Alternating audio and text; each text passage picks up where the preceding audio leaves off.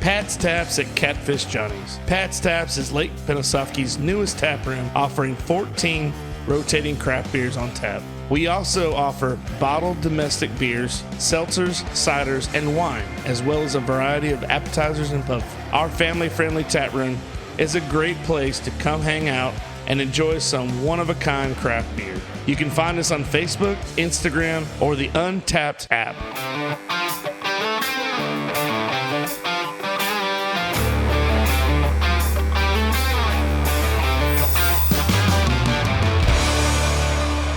So, tell us about how you started Catfish Johnny's, because we are celebrating the 35th year, correct? The start of our 35th year. Yes. Start of the 35th year. Yes, we opened it in 1990. 1990, yes. Okay. So prior to the restaurant, I owned a real estate office. I was a real estate broker for many years. Johnny also worked in the real estate business with me. And the lady that owned Catfish Johnny's, which then it was called Gracious Plenty, she had sold the restaurant. And Johnny and I went in there and ate a lot. That's how we knew the lady that owned it. And the closing fell through at the table.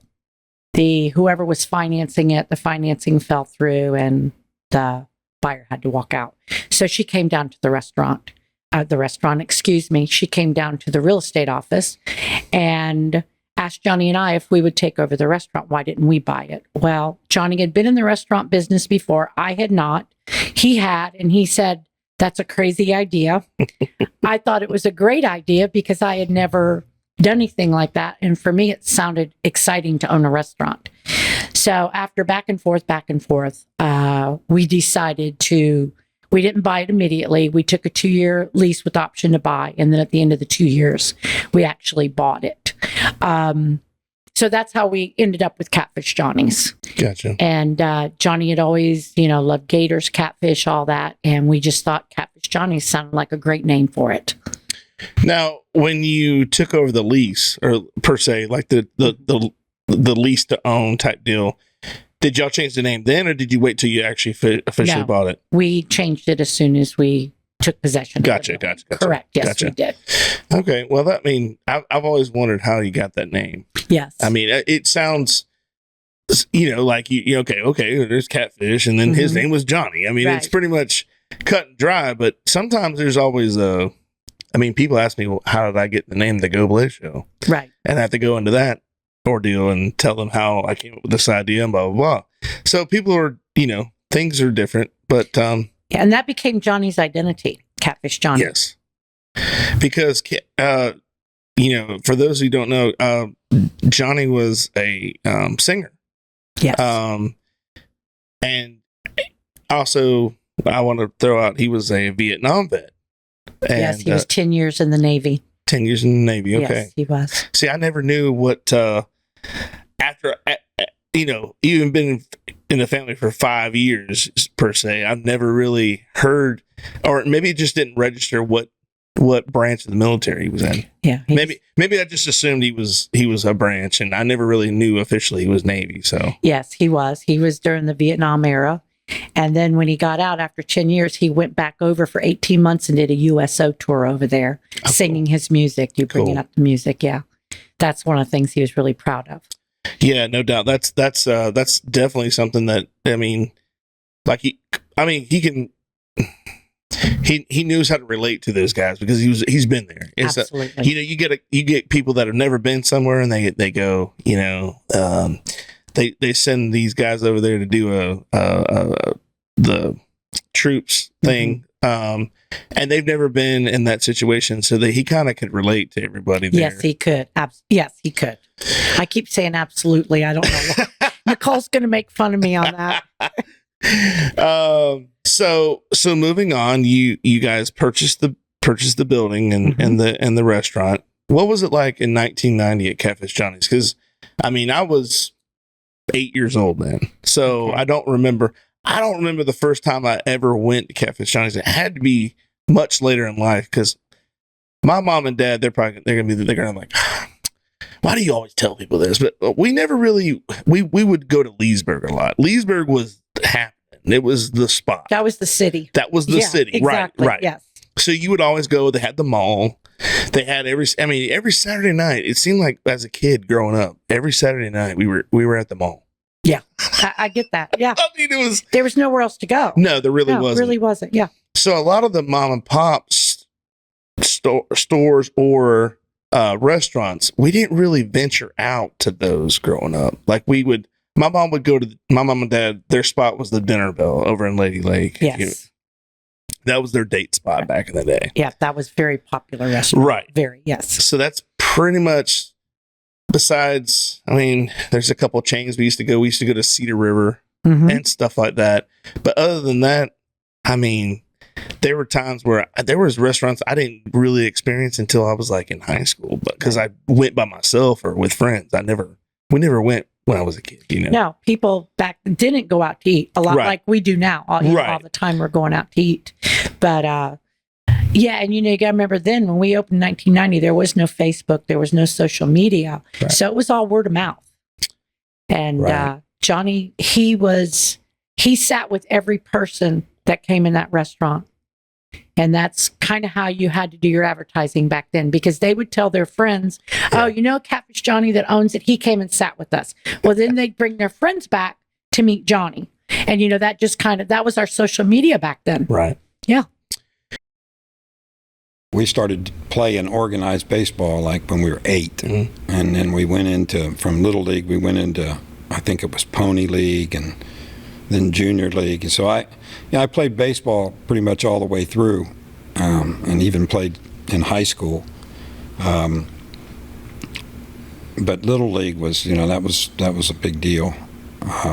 When I was 13, I was playing, I was actually at practice. It's kind of funny. My mom's got a 97th birthday coming up this week, and we've been contacting some people from back there, in the hometown, and one of my best friends called today to wish her a happy birthday on voicemail. And he's the guy that when you played dodgeball in PE, he got picked first because he had the arm. I was going to say he had the arm, yeah. Yeah, and sometimes I got picked second, so we were never on the same team, and he was usually the one that was, hitting me in the chest with that red rubber ball and putting me out. But one night at baseball practice, he was trying to, I think we were scrimmaging, and I was stealing third, and he was catching, and he came up throwing and caught me right in my left eye as I was looking toward home plate. I was never really good at baseball after that because I got kind of shy of, fastballs and curveballs and stuff. I still played, but I felt like I was pretty good up until that point. But, I took a pretty good shot in the eye. I spent some time in hospital. So. Oh, wow. It was pretty severe. Wow. Yeah. Yeah, that's crazy. The battle balls are tough enough, but like that kickball, like you're talking about the big red ball. Yeah. For dodgeball. Yes, for dodgeball. That, man, I could just, when you say it, I can feel it. Like I can hear it, and I can feel it, and I can hear that. Ping! Yeah. We got to where, and I taught a lot of PE. We got to where we'd find, we used the softballs. Oh yeah. That really. Oh yeah. They couldn't hurt you. The ones you could like almost squeeze. Yeah. Kind of like a Nerf ball almost. But yeah, that baseball was hard. And those red dodgeballs we used to use. Oh yeah. You could knock somebody out with one of those. Oh yeah. That was one of my favorite things when I would sub at the middle school. Dodgeball day. Dodgeball. Oh my gosh, these kids they knew too. They're like, hey. They got when we were in the gym. They're like, dude, it's either mat ball or dodgeball. See, I got to jump right to that. Yeah. Okay. And we'll go back to growing up and because I did play other sports besides baseball, but baseball was kind of my first love. Right. I taught PE. I went to school out in Kansas. I went to college, and I student taught with a guy that was really good elementary PE teacher. Mm-hmm. And I tell people all the time that I brought mat ball, cage ball. I'm trying to think what the other one was that we used to play. Those were the two big ones. We played a lot of razzle-dazzle football, but I brought those back with me from Kansas. And when I came here in 1988, my PE classes started playing mat ball and cage ball razzle-dazzle football. Just, some PE games that I think lasted, and I still hear kids talk about it, and I want to say, hey, Coach Moreland. You're welcome. Coach Moreland brought that from Kansas, man. What do you think that's because, Kansas you couldn't go outside much, and you had to be inside for mat ball and stuff? Is that where it originated? Well, yeah, I mean, that's part of it. They had, because I've been to Kansas, man. Rough winters. Oof. Yeah. Flatland. Oof. Yeah. Yeah.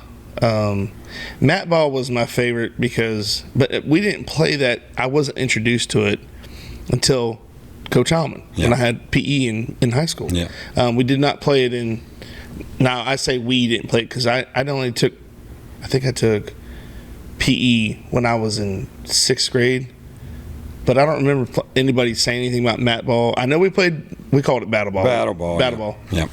I know we played battle ball, but the mat ball I wasn't introduced to that until I was a freshman in high school. I loved it, man. Yeah. Now, when you guys played mat ball, could you run either way? Yes, sir. Yeah. Yes, sir. And that was the beauty of it, because you're like, you kick it, and then people they got the strategy. They're like, all right, I'll kick it left and go right. Yeah, yeah. Or like you're supposed to, or I'll kick it right and go left. And if you came off the mat, you had to go. You had to go. You had to go. Now, we used the mat a lot, the mats, that you would use, and then we got to where people were wiping out on the, tripping on the mats and wiping out. So then we started just, putting tape down on the floor to make it the size of the mat.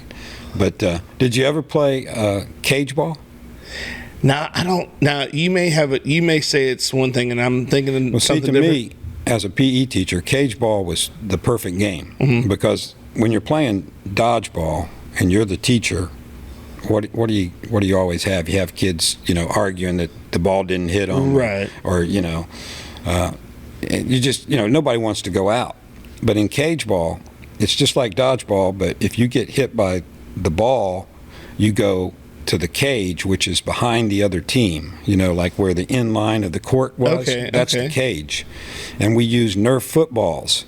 And the only thing you could do with a Nerf football is get your teammates out of the cage. So once they got hit, they would go into the cage, and the only way to get back out was to catch one of these footballs. Now, if the other team intercepted the football, then you were in the cage. Okay. I mean, you didn't have all the arguing and stuff, because kids didn't mind going in the cage. It was kind of fun. Yeah. Because you're in there trying to catch a football. Yeah. And I felt like it taught more skills than just trying to kill each other with a dodgeball. Oh, yeah. So cage ball to me was a lot of fun. I wasn't quite sure if that's. I figured that's probably what you meant, but also my dad and we joke around. We're like, when we're watching football, if somebody does something stupid, my dad says, "Put them in the cage." And they should have a cage on the sideline, just like a penalty box, and let the fans throw stuff at them. There you go. That would work. So we always say when somebody false starts, like, "Oh, take them to the cage. Put them in the cage." Well, I'll tell you another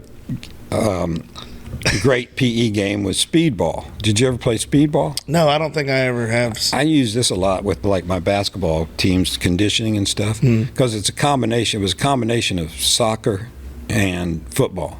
Okay. Because you played with the soccer ball, and you had to kick it as long as the ball was on the ground. Gotcha. But if you got the ball up in the air, you could catch it. So like if a teammate kicked it to you, you could catch it, and now you could advance it by passing it. Okay. But you couldn't travel. Gotcha. So that was kind of like basketball. Oh, I think I did play that, because you could take 2 steps and then you had to throw it to somebody. Right. And you could score 2 ways. You could either kick it through the goal, which was like a soccer goal. Right. Or you could pass it across the goal line. Right. And that was like kicking it was 2 points. Passing it over was 1 point. Gotcha. But it was a real fast game, and once kids learned it, man, they loved it. Oh, yeah. Yeah. You saying the kick is 2 points and the one is the passing. Reminds me, I coached 10U football, and we just lost Saturday night. I knew you did. And but in 10U, we can kick. If you kick an extra point, it's worth 2 points. Oh, yeah? If you go for 2, it's 1 point. So it's not the same as football, but it's more complicated because Sure. it's hard to find a kid who can kick. Right. So they're like, you're taking a gamble. And we lined up for an extra point to kick it. We missed, but Was it 2-point game? yeah, we lost 20-18. Wow. Yeah, Edgewater had this kid. He was just a little scat back. He was, man. We had our kids would get him all corralled and corralled up, and then he just like how Warwick Dunn used to be, just elusive, and it was we couldn't catch him. Yeah. But it was a close game. It wasn't like he was just running all over us, but it was just like he ran more and got less yards, if you know what I mean. Yeah. Than he would if he just went straight in a straight line. He danced around, and it was like, I'm like, somebody hit this kid, like take him down, grab him, somebody grab hold of him and somebody else come help. Yeah. But very sad. It was. Man, the worst part is we went undefeated the whole season. Wow. So the first game you lose is obviously in the playoffs. So you're like, man, the kids, there are no second chances. So it's like, man, these kids just played their hearts out. So how many games did they win during the season? I think we went. I want to say we were either 10-0 or 11-0, or it was like that, because we had one cancel on us. We were supposed to play Marion County, but Marion County, it's a weird situation because the conference itself, you've got Marion County, so you're thinking, okay, so that's Ocala. Right. But they share kids with Bellevue. They share kids with Denellen. They have kids at Williston. There's another team. I can't remember the other one. But what I'm saying is they've got kids in there spread out so far that, oh my gosh, just like, yeah. You think Marion County to be in the size it is, Yeah. they don't. That league folded, or that team folded. They didn't show what they forfeited. Wow.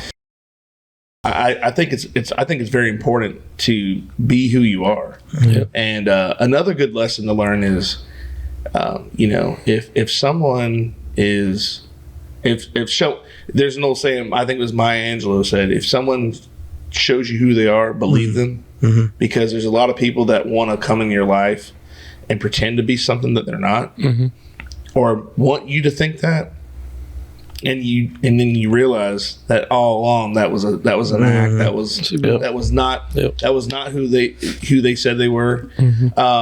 But just little things like that. As long as you remember those things, and when you get older and you progressively start to you make your own decisions on your life.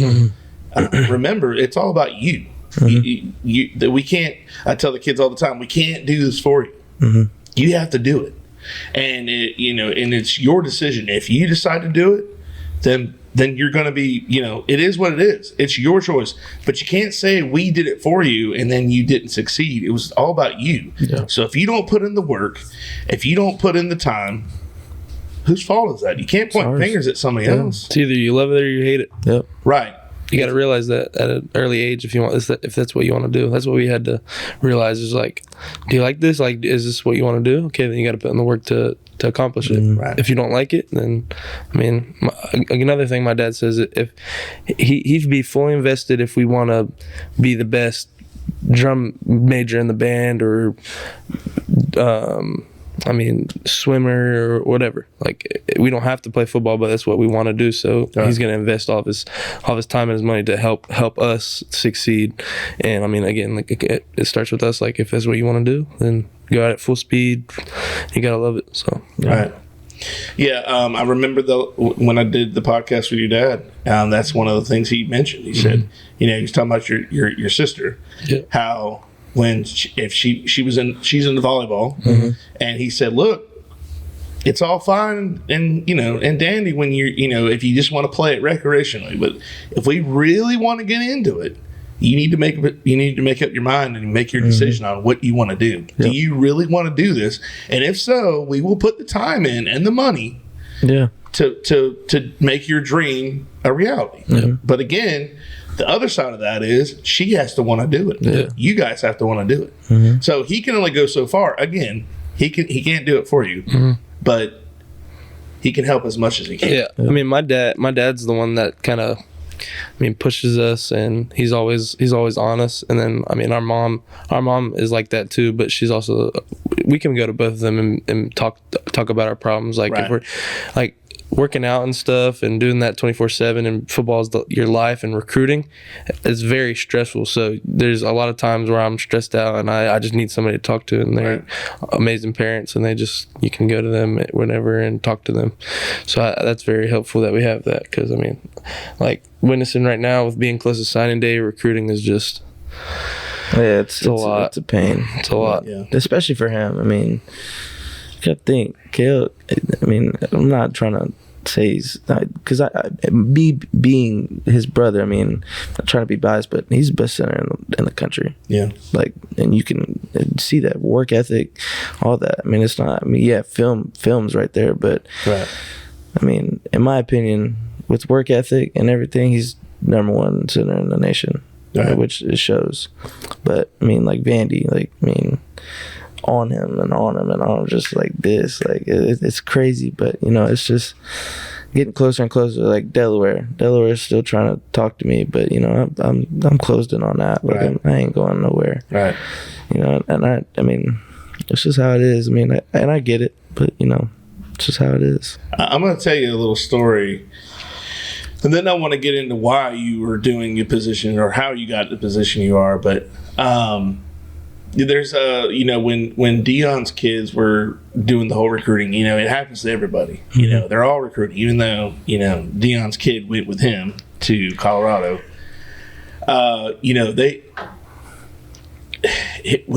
he took him to Southern Miss because Southern Miss offered him. So he goes down there, and you know, it's not the traditional, you know, you got to make your own way there. He flew in a helicopter down there, you know? And he met with Brett Favre. You know, it helps to have connections, and that's a good dad, just using his platform.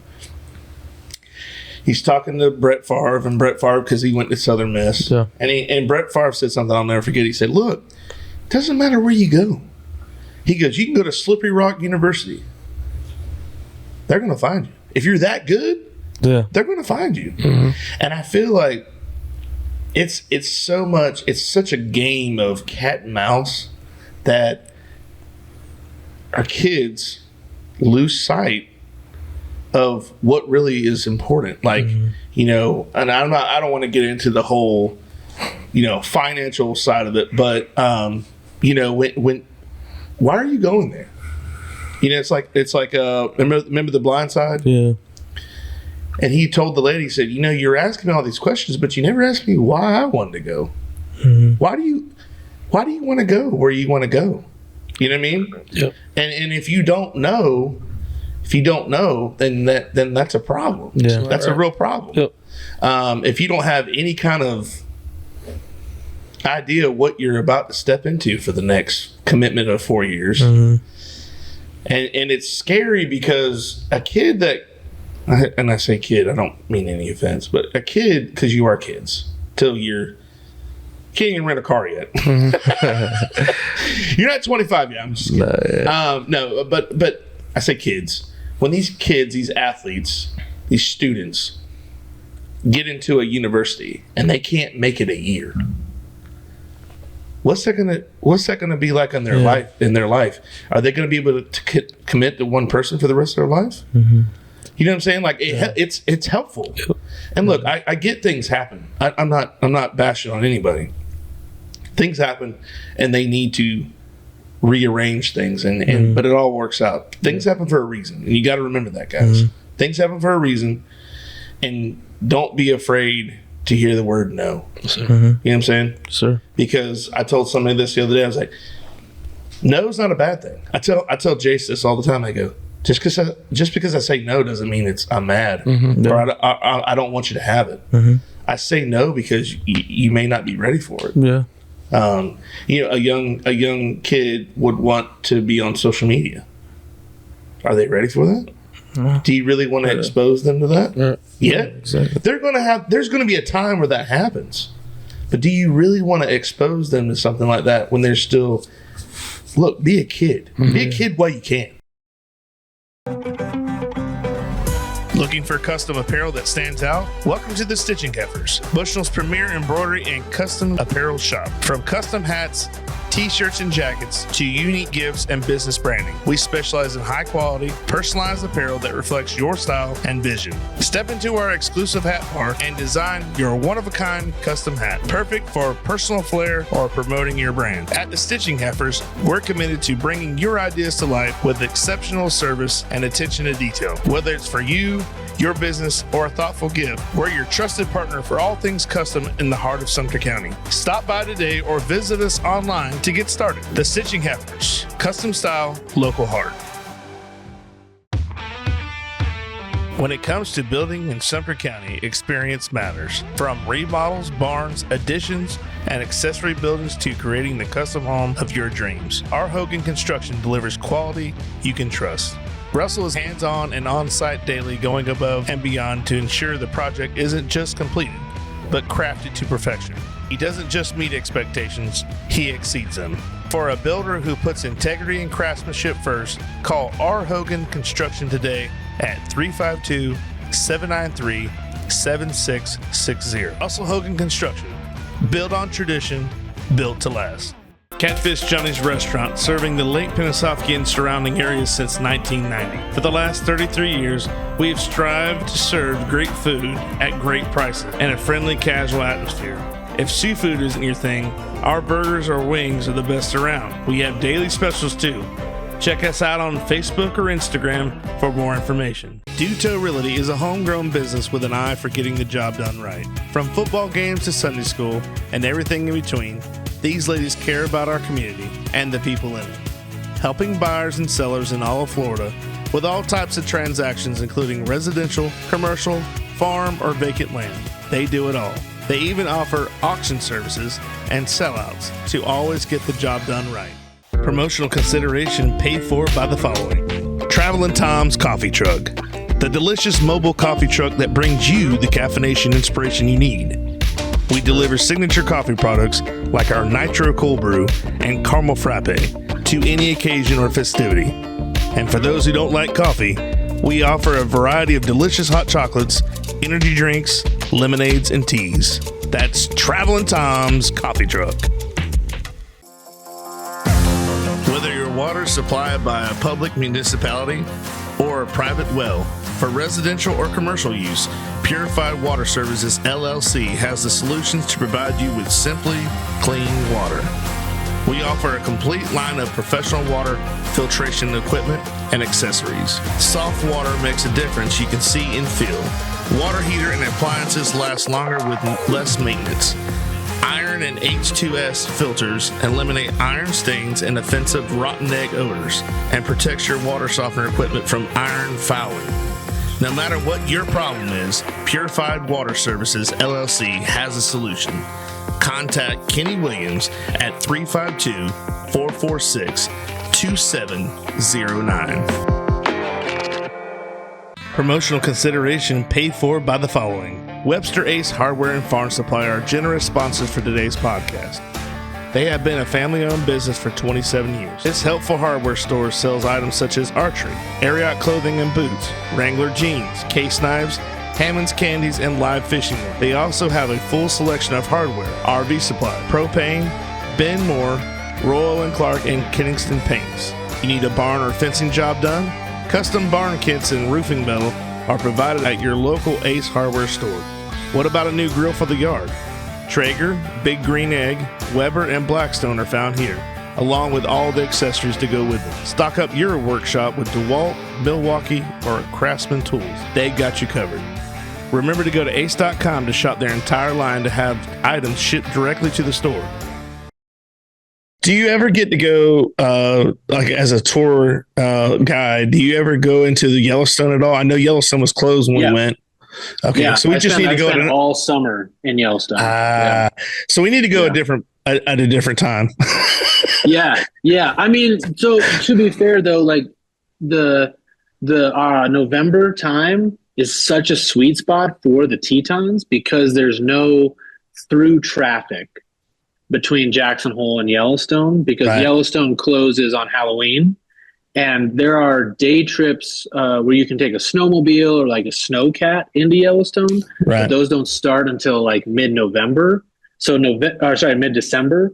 So November is a great time just because you don't have like the movement of all the people being like, well, I could get here and still go to Yellowstone in October, and I can get here in December and still go to Yellowstone. So it's kind of just like it feels really quiet, which is nice. Right. Yeah. Afterwards, we went the day after. I think it was the day or second. It was the day before Thanksgiving. So the day after we took the tour with you, we decided to drive through Idaho because we were so close to the border, anyways.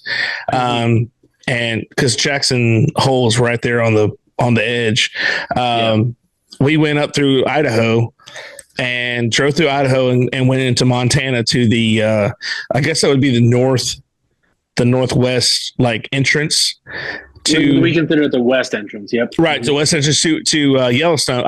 Of course, it was closed, but they just wanted to go to the gate and say, "Hey, look, we've also been to Montana." It was a plus. We did like a twofer, you know. Mm-hmm. But it was cool. So we ended up going in that area. They had the wolf and bear sanctuary there, and it was really, really awesome. They had, we got to see the grizzly bears, and they were really, really cool. Even though it was like, it's not as what we thought it would be in the, you would see them in the wild, but at least we got to see them because I don't think Florida really has a grizzly bear like on display down here. I think it's got to be a little bit colder for them. I could be speculating. I have no idea, but I haven't seen one. So I know they're not at Disney. So Disney, we had the Country Bear Jamboree, but we don't have a grizzly bear on display. So maybe that's in the works. Who knows? But it was nice. The whole sanctuary was like really well done. They had the otters there. They had of course, again, it was cold, so they had these little rooms where they had a furnace in there, and you could come in and get warm, which I thought that was really cool. Like, what's in here? You think, you're looking around and you open the door and it's like a sauna, but it's not. And you walk in there, you're like, oh my gosh, it feels so good in here. So it's like you could take a break or whatever, but it was a good time. It was a good time to go, and we got to experience something that we never got to do ever before. I had been to Yellowstone with my mom, but our family, my wife's family, they had never been. So I feel kind of fortunate. We went in July, so everything was. And you're talking about people. Oh my gosh, that's what that was the vibe I got. Was it felt like Disney, like where Old Faithful was or is. Yeah, it's like, because I didn't even know they had a resort there. You can stay there. I didn't even know all that. Yeah. There's several lodges right there. Yeah. So it was supposed to erupt again, and we had just missed it. And they're like, "Oh, it'll be like it's supposed to go up at like 1:30." And I'm like, I looked at my mom, like, "You want to beat all these people out of here?" Yeah, sure. So we could see it as we drove away, but I was like, think about all the traffic after that. Everybody's leaving and they're going, south. Yeah. I mean, we do the same as guides. We will strategically pick different parking lots based on the day. And then it depending on, again, the goals of the folks that I'm taking out there. It's like, right. Okay, you want to see Old Faithful? Like, we should. It's like an iconic piece of American history. And then I go get the van so that right when Old Faithful is done, we are out of there. Yeah. So that we can beat folks, because it's kind of like these. It's like it is like Disney. There's like waves. Like, all right, well, there's like the wave coming up from Jackson Hole. There's a wave coming in from the west entrance. Yep. So you kind of have to like know. And I think that's where, and I do this when I travel, go with a guide. Because as much research as you can do ahead of time, you can like get your spots, but just the like logistics protocol of like how to visit a place will always be held in local hands as compared to somebody visiting. Well, that's pretty cool. I didn't know you drove the getaway truck or the getaway van. Like it was like it's a heist. You know, like you're driving up. It's funny because with Old Faithful in particular, sometimes it feels like it is like a full heist on the front end and the back end, because we're coming up from Jackson Hole, and so we pick up at 6 a.m. in the summertime because we're on a wildlife schedule, right? And as soon as you pick your folks up, it's a little bit of an assessment of like, what have you seen any wildlife? Are you looking for a few more? What are your goals for the day for Yellowstone? And if we can, let's get to Old Faithful quick. Yeah.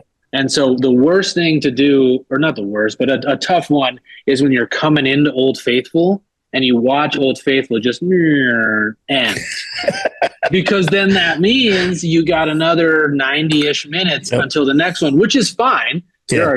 You could spend a lifetime looking at the history of the Old Faithful Inn and other geothermals that are around there, but it's, you feel like a pro when you pull up. Everyone's already been standing there waiting like a dummy, who's been like checking their watch and holding up their phone for the next eruption, and you just slide in there, kick your guests out, and it's like boom, and you're like, all right, great, get back in the van, let's go. Just because it feels efficient. Yeah, you got an older woman like I'm holding steady. Like I've been this way for 4 hours now. What time, if you pick them up at 6, what time would you like realistically get there? Like how long does it take to get from the southernmost point with Jackson Hole, just say Jackson Hole in general, and then to go to Old Faithful? It's like just about 3 hours. Okay. That's what I thought. Yeah. So I rarely have I ever had a pre 9 a.m. eruption for Old Faithful picking up in Jackson Hole at 6 a.m. Gotcha. Because the other deal is they give you, because Old Faithful is so faithful and predictable, right? They give you a time. So at 2:21 p.m., it's going to go off, plus or minus 10 minutes. They give you a buffer, right? Gotcha. So I have been, my friend Eric, who I guide with, we were coming down like the last pass, like, it felt like Fighter Aces or something. Like we're like coming around the corners, right? It didn't look as cool as that, but it felt like that. And it was like, oh man, it's we got like 2 minutes to spare. I hope it didn't go early. And you rolled up in it and it was perfect. But 3 hours if you're just like, I want to go straight there. But the problem is you run into elk and moose and good things, but that can take time. So then you're kind of factoring that in for the rest of the day. I wanted to, I could talk to you about Disney, of course, all day, and talk about. I mean, there's still plenty of time to talk about some stories, but I want to kind of shift gears and talk about you and we talked about after you left Disney, and you moved to New York, and after Tokyo and all the Disney stuff was out of the way, and you went to New York. Some of the roles that you've done now, you've done some TV roles and some how did you, was that, I know you said you were a theater major, but is that something that you were just stumble across, or did you have to talk to somebody, your agent, or you have an agent, or what's going on? It's so the thing, it's like anything, everything takes more time, money, and energy than you want to, especially time. Right. I didn't have I went to work for Disney for 6 months, and 11 years later. But I didn't have a show. Musical theater was my first love. I grew up doing community theater and, high school theater. I went to college for it. And it's I didn't have a showcase, I didn't have a showcase, which is, when you're in your senior year, you have a showcase, you go to New York and you showcase to agents and managers and casting directors so that people have an introduction to you and what it is you do. My husband didn't have that either. Right.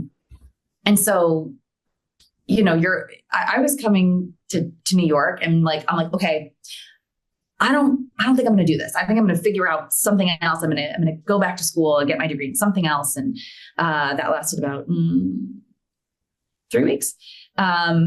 And in some ways, there were weird opportunities that were finding me. Like I got engaged and I ended up doing a bunch of television spots for the Knot.com. And I ended up on an episode of when it was Regis and Kelly doing a real people modeling like there was just like things that like were doing that. And I like went back to voice lessons and was like, oh, okay, this is, I'm not going to shake this.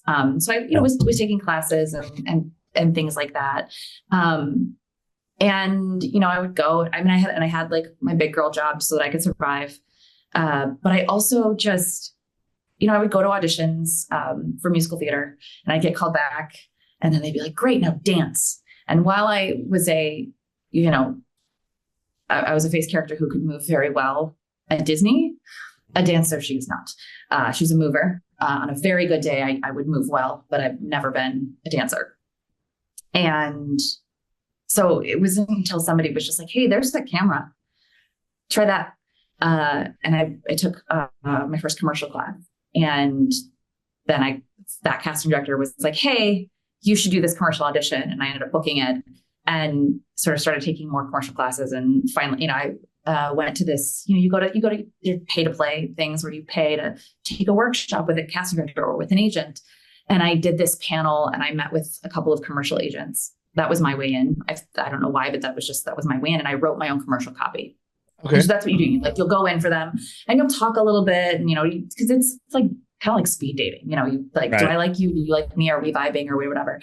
And I remember this, I went into, there were like 3 or 4 different commercial agents. And one of them was like, one of them was a big agent. And he was like, very like, oh, you're a copywriter too. Cause I'd written copy based on experience that I'd had, just recently. This is the whole write what you know thing. And it was about a friend of mine that I was in her wedding and I had just booked my flight and they changed that, like literally changed, like they're like, we're postponing the wedding. And I was like, cool. And I was able to like, because it just happened. And I was able to like get my money back and cancel my flight because it was within whatever. So I wrote a commercial about that, about being a bridesmaid and, they decided to elope in Vegas. That's not what they did, but you right. embellish, right? And about Delta's 24-hour risk-free protection, whatever. And they were just like, that's a weird thing that's like reads more like an infomercial. And also like nobody's doing commercials like that. But the delivery and the story, whatever. And like, I think my line was like something about the bridesmaids dress. Like, I'm sure I'll wear it again, whatever. And the one from like the big agency's like, oh, he's like, you're a copywriter too. And I'm like, oh, sure, whatever.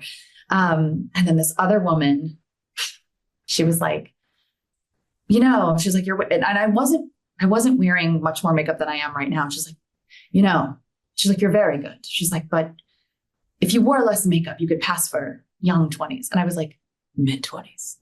And she's like, you could pass for it, but you're wearing theatrical makeup and you're wearing it very theatrically. And I was like, oh, okay. All right. She's like, but you're very good. And I was like, so not you, not, this is not. Okay, cool. And then this other guy that I met, who ended up being my first agent, he was like a mid-range commercial agent. He was great. We gelled. I booked some stuff with him, and then I moved on to a better agency.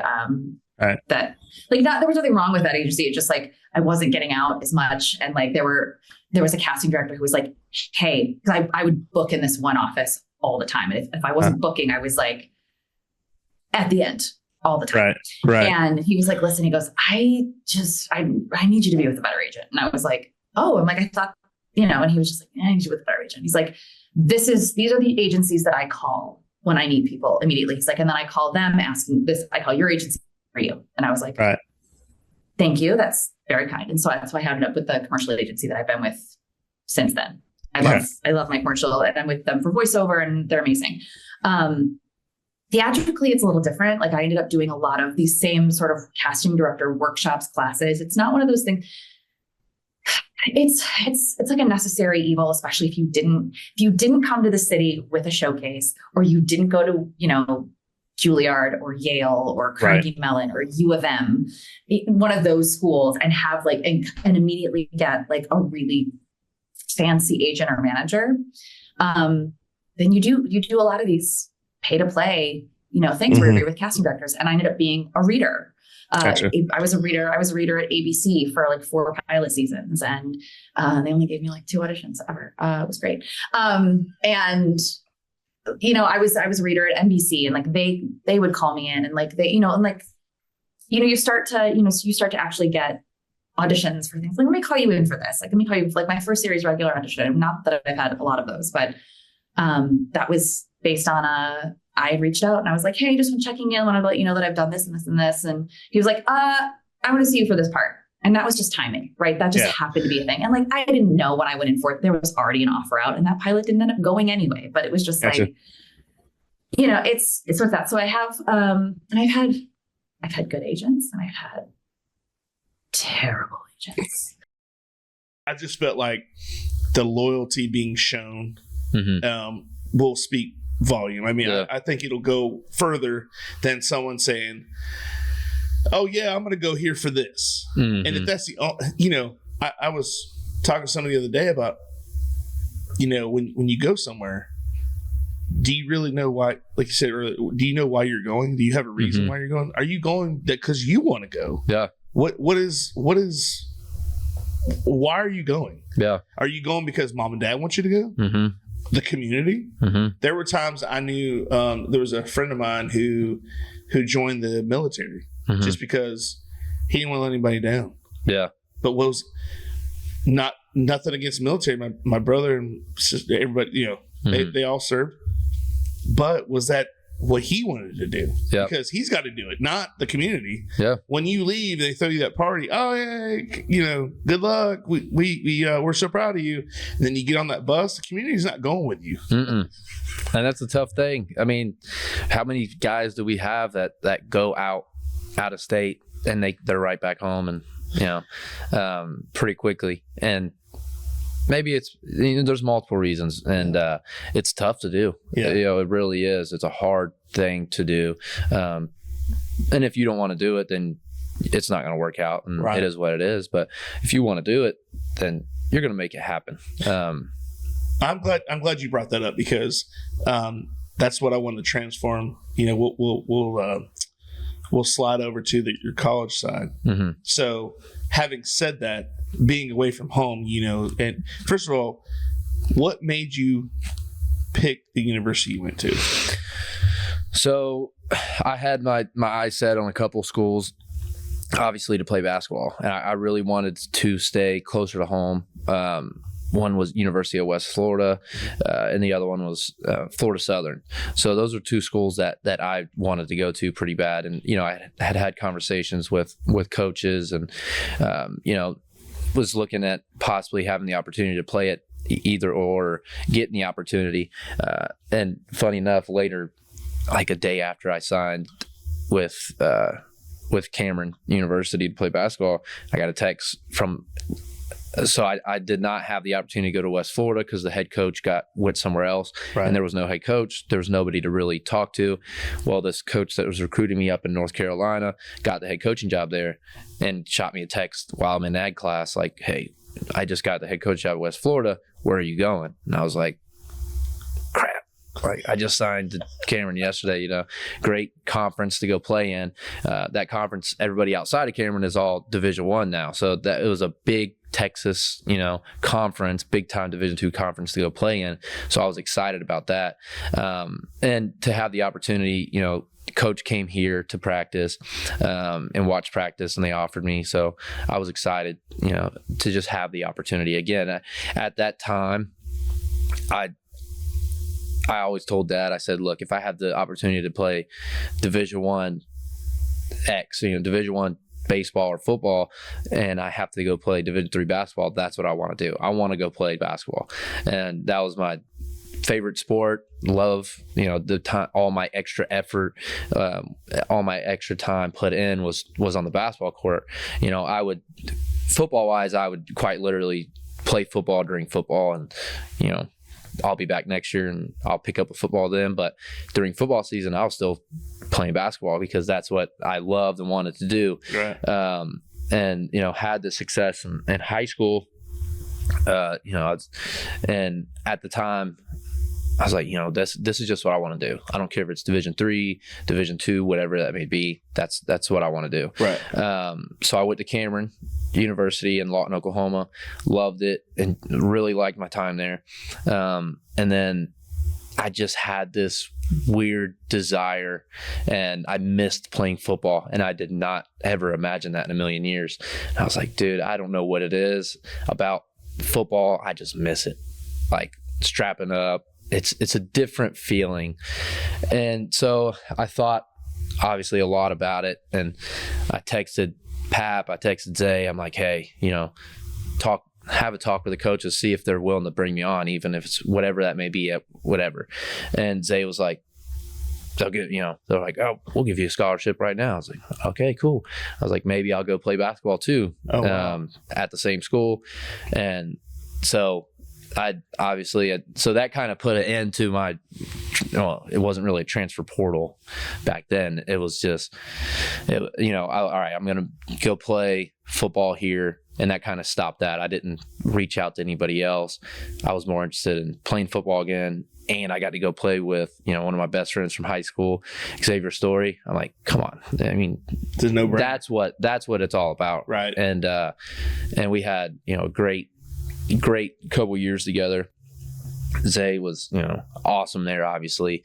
We know his story, that he, had bigger opportunities and to play at the next level. And after his very gruesome leg injury, those kind of dwindled away little by little. And Lion called him and said, hey, we're starting a program, and he says, do I have to pay for anything at all? And I said, nope, you don't have to pay for your books or nothing. He's like, all right, I'll be there. So, oh, wow. So he went up to Lyon College, and again, small NAI program. And I was like, man, I get the chance to go play with him again, I'm going to do it. And I didn't end up playing basketball. That's where the injury train started for me. And I ended up playing through, college, but a lot of it was, being injured. And I had a good first year I ended up playing receiver, tearing my ACL. So that kind of pushed off the basketball idea, playing more. And then I tore my shoulder, had to go back for another knee surgery. And I stayed on the team, but I ended up being an all-time long snapper, essentially. So I just want to try to find a way on the field. Right. So I was like, I'm going to work on long snapping. And that's what I did for the past, the last 2 years I was there. Got some time at receiver, but it wasn't to the magnitude that I had before all the injuries. Gotcha. Again, great move. Everything happens for a reason. Ended up meeting my wife there. She played basketball there. So Lyon College is a special place in my heart, and I've got some awesome photos of me and Zay doing back bumps and stuff like that on the field, photos together, playing together. So that was, and being roommates. So that time is extremely special, and wouldn't trade it for anything.